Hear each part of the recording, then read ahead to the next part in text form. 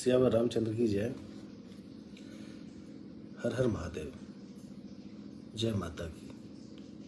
आप सोच रहे होंगे मैं बारी बारी से सारे नाम क्यों ले रहा हूँ, इसीलिए कि कोई छूट ना जाए। अब आप लोगों को भी बताना जरूरी है कि भाई हर एक नाम को लेके चलो, कोई नाम पीछे छूट गया तो आजकल लोगों का दिमाग सिकुड़ गया है, उनको बार बार याद दिलाना पड़ता है कि हमें सबके लिए सोचना है।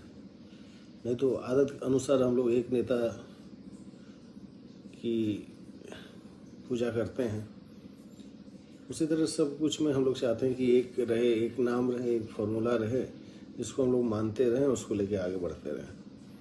हालांकि इसका कितना दुष्प्रभाव हुआ है, कितना हमें भोगना पड़ा, ये हमने देखा है। खैर, आज मैं यहाँ आया था आप लोगों को ये बताने के लिए कि हर आदमी जो झाड़ू बेचता है वो सफाई पसंद नहीं होता है, और उसको ये भी मत समझिए कि सफाई को लेके उसके मन में कोई बहुत बड़ा जज्बा है। आप देखेंगे सुबह में झाड़ू बेचने वाले लोग रात में गंदगी फैलाते हैं, क्योंकि झाड़ू बनाना एक धंधा हो गया है।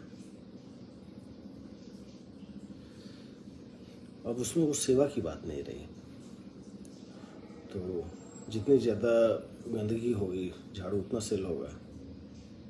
भारत में भी कई लोग आए थे झाड़ू बेचने के लिए,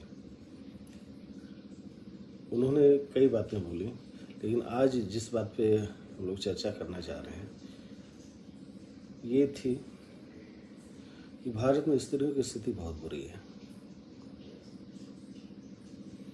अब आपके घर की बात, आपके परिवार की बात अगर आपको किसी और के मुंह से सुननी पड़े तो ये विडंबना है। आपके घर में क्या हो रहा है ये अगर दूसरा बताएगा तो वो कितना सही बताएगा, उसकी जानकारी नहीं, उसके चरित्र पे भी है। हम लोगों को बताया गया कि हमारे घरों में स्त्रियों की स्थिति बहुत खराब है। इस दुनिया में कई ऐसी जगहें हैं, कई ऐसे लोग हैं, कई ऐसे वर्ग हैं जहाँ पर स्त्रियों की स्थिति खराब है।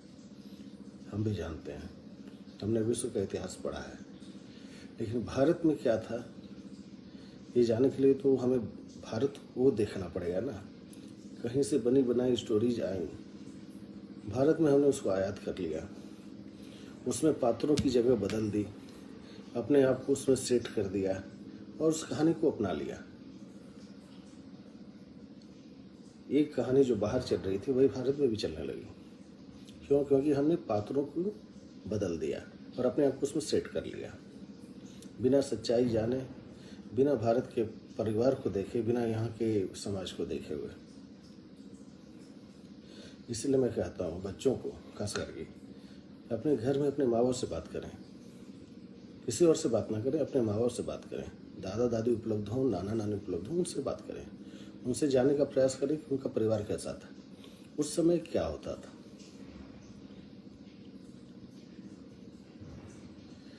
भारत में गरीब परिवारों में मैंने देखा था स्त्री और पुरुष दोनों काम पर जाते हैं, दोनों मजदूरी करते हैं। बड़े शहरों में हमने देखा है लड़के लड़की दोनों स्कूल जाते हैं, कॉलेज जाते हैं, कहीं कोई विभेद नहीं था।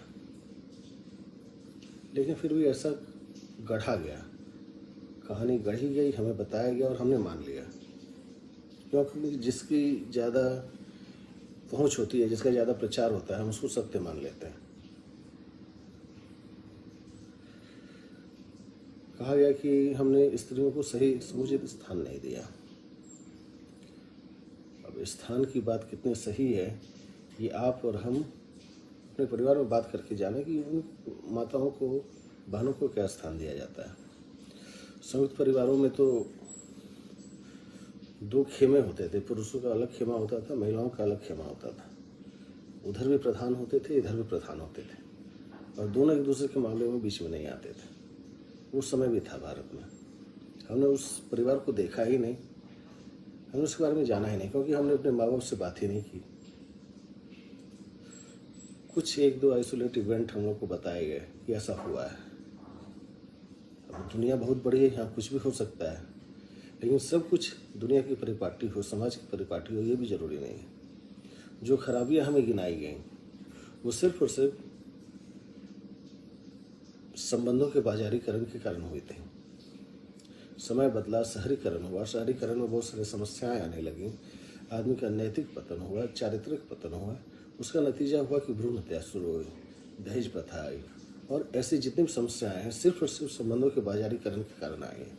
ये भी हम लोग में अंतर्निहित नहीं है, ये भी हम लोग को जबरदस्ती दिया गया है, ऊपर से बोझा गया है, लादा गया है। वो उनका भी धीरे धीरे निराकरण हो गया या हो रहा है, हो ही जाएगा। समाज उस दिशा में नहीं जा रहा है, समाज सुधार की दिशा में जा रहा था। तो ऐसा नैरेटिव फैलाने के पीछे कारण क्या है?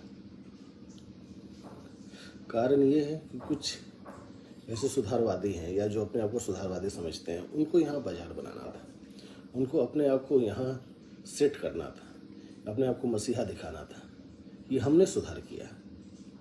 अरे तुम क्या सुधार करोगे, हम बिगड़े कब थे? अब ऐसे हर जगह ऐसे नैरेटिव फैलाए गए हैं। इन नैरेटिव को इनसे लड़ने के लिए सबसे अच्छा आपके पास साधन यही है कि आप अपने आप को जानें, आप अपने परिवार को जानें। आप अगर गोदान पढ़ेंगे ना तो उसमें कहीं महिला के शोषण की बात नहीं है। वहाँ गोबर, धनिया और जितने भी लोग हैं सब पात्र हैं, सब एक साधारण जिंदगी जीते हैं। कहीं भी आपको शोषण नहीं मिलेगा। जहाँ शोषण मिलेगा वहाँ की बात कही गई है। उसकी सच्चाई पर बाद में हम लोग विचार करेंगे, लेकिन कभी ऐसे गड़े हुए नैरेटिव के चक्कर में ना पड़ें। अपने आप को जाने, अपने परिवार को जाने, अपने समाज को जाने। उसके बाद आपको पता चलेगा कि आपको कैसी बेकार और कैसी वाहियात और कैसी झूठी दुनिया दिखाई गई है, कैसी झूठी कहानियाँ सुनाई गई हैं। अंत में नुकसान हम ही लोग का होना है। अगर हम गलत लोगों को सही मानेंगे, उनका अनुकरण करेंगे, उनकी बात मानेंगे, तो हम अपने आप को ही गलत दिशा में, गलत जगह पर पाएंगे। आजकल झूठ बोलने के भी पैसे मिलते हैं, आजकल गलत काम करने के भी पैसे मिलते हैं। ये हमारा दायित्व है कि हम अपने आप को इन सबसे कैसे बचा के रखें। जय श्री राम।